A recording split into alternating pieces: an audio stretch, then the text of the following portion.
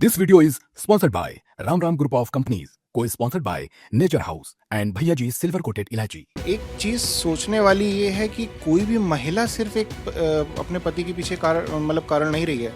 सोनम रघुवंशी ने अपने पति राजा रघुवंशी की हत्या अपनी प्रेमी के खातिर की। पेरेंट्स को भी कहीं न कहीं ये चाहिए कि अपने बच्चों के अनुकूल शादियां करे ताकि भविष्य में दिक्कत ना हो।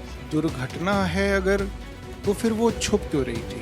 क्योंकि बहुत सी चीज़ें ऐसी होती हैं समाज में जो दूसरों को नहीं बताई जा सकती हैं।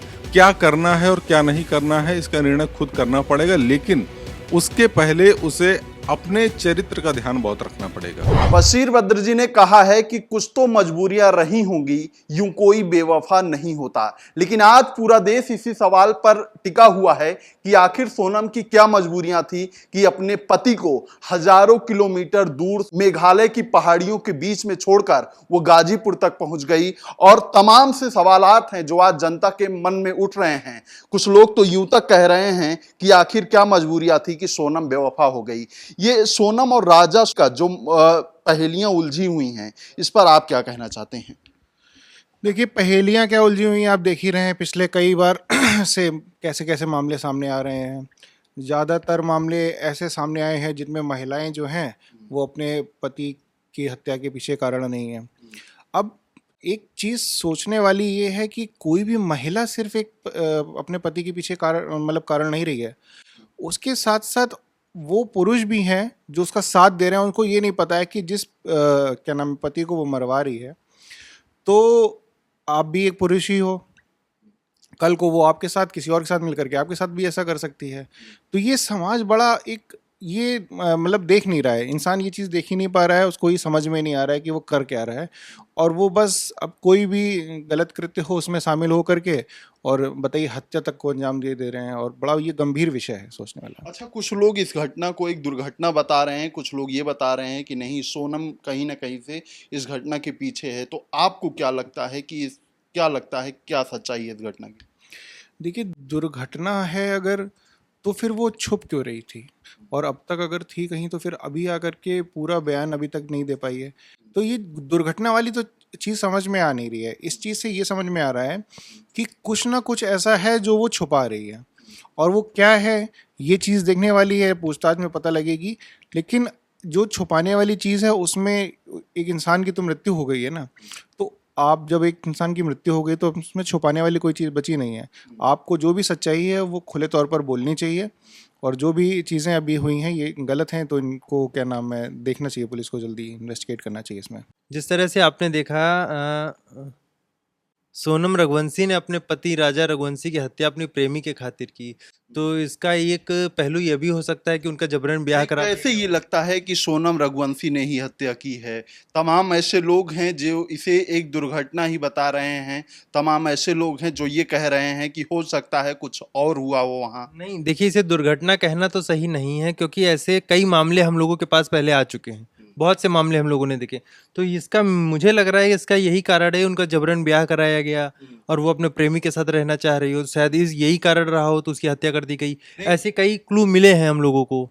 सोनम उसके पहले भी तो उन परिवार वालों के अपने ससुराल में रही है, उनके अपने हस्बैंड के माता पिता से मिली है। उन लोगों का जिस तरीके से बयान आ रहा है उसमें साफ तौर पर ये कह रही हैं कि नहीं, उसका व्यवहार कभी ऐसा नहीं था कि वो हम लोगों से एक तरीके से व्यवहार दूसरा करती हो।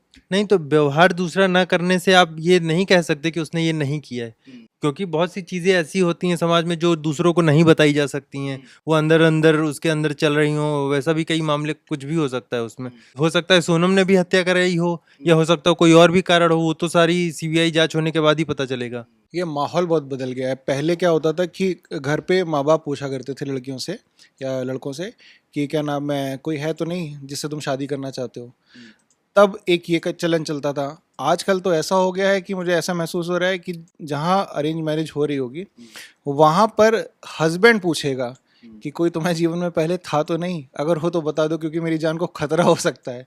तो ये चलन चलने लगा है। आजकल लोग ये धोखा देने को ना फैशन समझने लगे हैं, ट्रेंड बना लिया है कि एक के साथ रहते हुए दूसरे के साथ रह लो, यही ट्रेंड चल रहा है, इसको फॉलो कर रहे हैं। इसमें हर आदमी देखना चाहता है कि इसमें निकल के क्या आता है, क्योंकि जिस तरीके से एक पत्नी अपने पति को छोड़कर हजारों किलोमीटर दूर चली आती है, उसको लेकर कहीं ना कहीं से सवाल तो उठता ही है।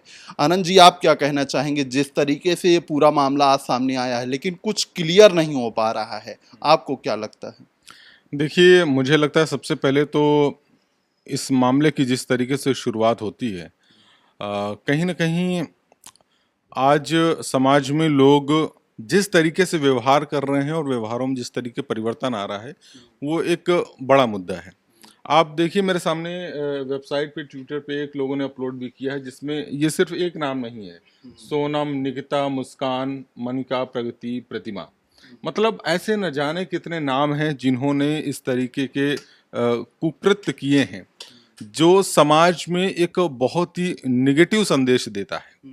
और आप देखिए, अभी हाल ही में प्रेमानंद महाराज ने भी एक वीडियो के माध्यम से ये अपील की है लोगों से कि कोई भी जब शादी करे तो अपने अनुकूल वर्ग में ही करे।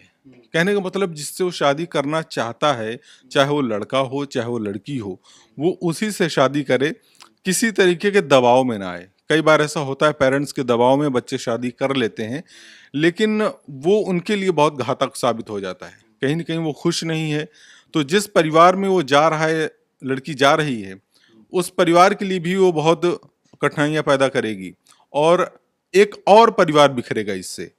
तो पेरेंट्स को भी कहीं ना कहीं ये चाहिए कि अपने बच्चों के अनुकूल शादियां करे, ताकि भविष्य में दिक्कत ना हो, और बच्चों को भी इस चीज की जरूरत है। तमाम ऐसे मामले भी तो सामने आए हैं जिसमें प्रेमी और प्रेमिका के जोड़े में भी विवाद हुआ है।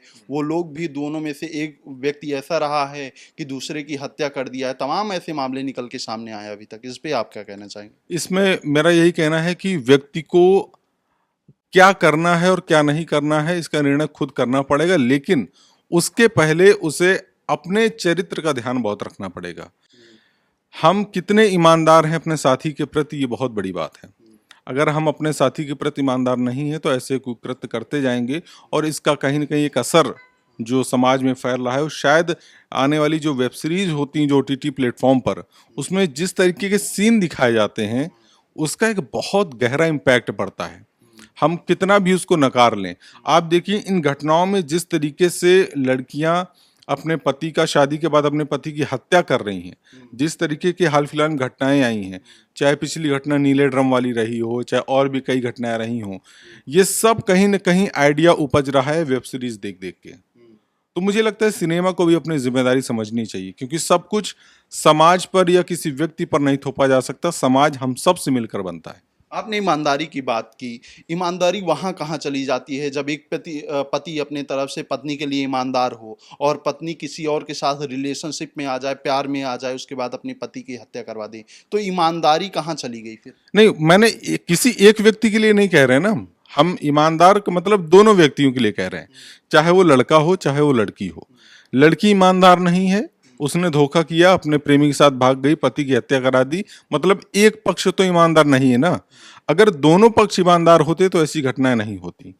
तो एक पक्ष की जिम्मेदारी नहीं, दोनों पक्षों की जिम्मेदारी है कि अपने जीवन साथी के प्रति, अपने प्रेम के प्रति हमेशा ईमानदार रहना चाहिए।